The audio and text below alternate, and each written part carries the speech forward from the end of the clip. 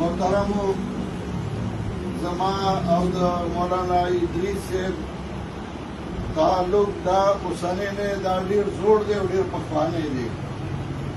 کله چې دې ځای کې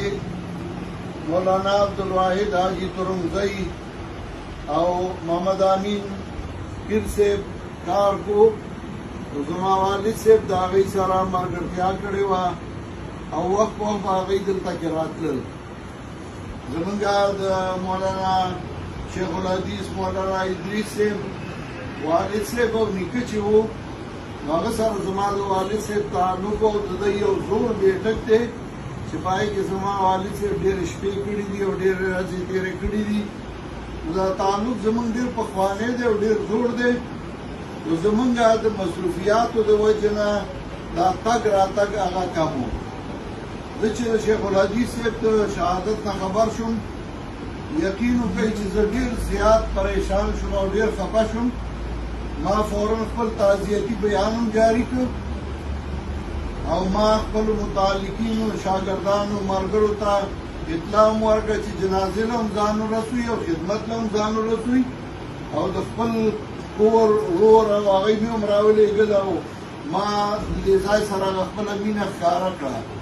خو بیا هم زما زړه تسلي نه کوله چې تر څو زه په خپله نه هم راغلی بېګا ما د دی د تره بیان واورېده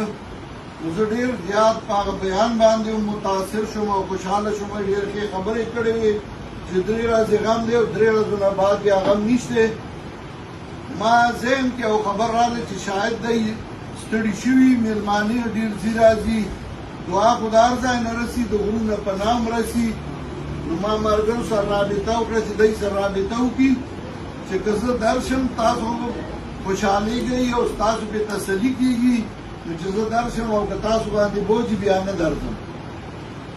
دی ورته ووایي چې د هغوی په راتلو خو موږ خوشحالېږو او چې راشي نو موږ به ډېر خوشحاله شو. نو ما خو هسې هم پروګرام جوړ کړی او په دې نیت باندې راغلی. تاریخ وګورئ حضرت عمر رضی الله تعالی عنه د بل د لاسه شهید شو یو معمولی سړي د لاسه. حضرت عثمان رضی الله تعالی عنه شهید شو. حضرت علی رضی الله تعالی عنه شهید شو او چې پس منظر یې ګوري نو هر چا ځان له د هغوی مرګ روا ګڼلی.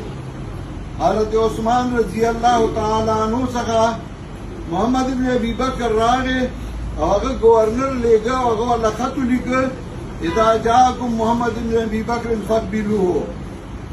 چې محمد ابن ابي بکر راشي نو قبول یې کوي. میانځ کې خلک راولګېدل او د هغې نه ځایونه کټ کړل او د فقبلوه نه فقتلوه یې جوړ کړ چې ویې وژنئ.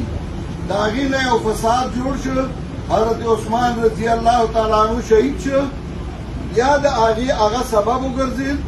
یو طرف ته حضرت علی رضی الله تعالی عنه چې اول استحکام راولو امن راولو ځان مضبوطو بیا به انتقاملو.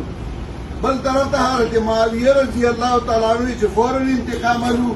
دواړه مجتهدینو دواړه پاک وو هغه د شر سبب جوړ شو. میانځ کې شریان راپاڅېدل او هغوی کې یو جګړه جوړه کړه جنګ صفین شو او بیا په هغې کې خوارج پیدا شو چې هغوی مرګ د دواړو روا وګڼو ځکه چې هغوی وي ان الحکم الا لله. حالانکې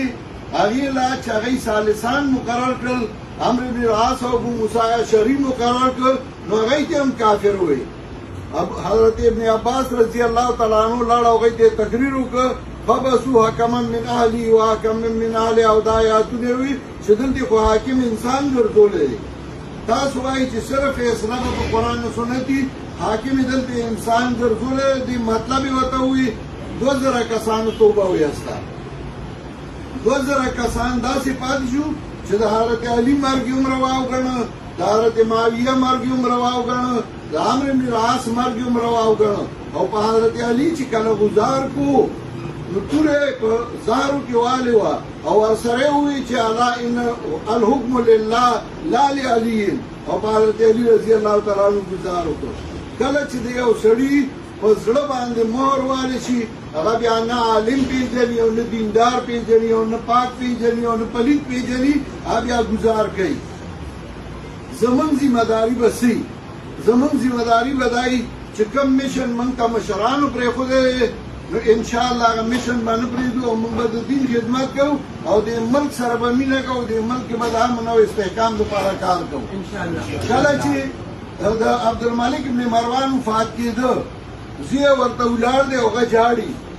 عبدالملک ابن مروان چې اوش کې راغی ورته یې وکتل وی لا تبکي بکا الباکرات تشبو ازارک جنکو غوندې جاړه مه لنګ مضبوط کته به زما نه بعد کار کې زوی له تسلي ورکړه زه تاسو ته هم دا وایم نن چې مولانا انیس په کوم ځای باندې دی او دی د درس و تدریس لایق دی د ده عمر کې شیخ الحدیث صاحب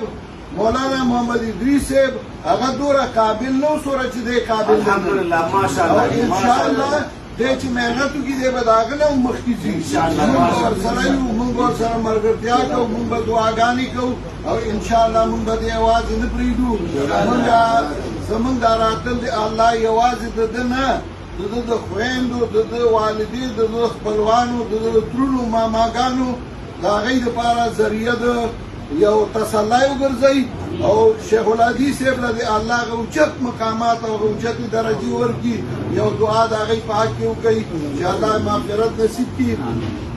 الله هغه جهان ښایسته کړي الله له اوچتې درجې ورکړي د هغه پسماندګانو له الله صبر جمیل ورکړي هغه واړه او لوی چې هغه ته به په تمه وو هغه ته به خوشحالېدل الله یې د هغوی په زړونو باندې پټی ولګوي اللهم اغفر له وارحمه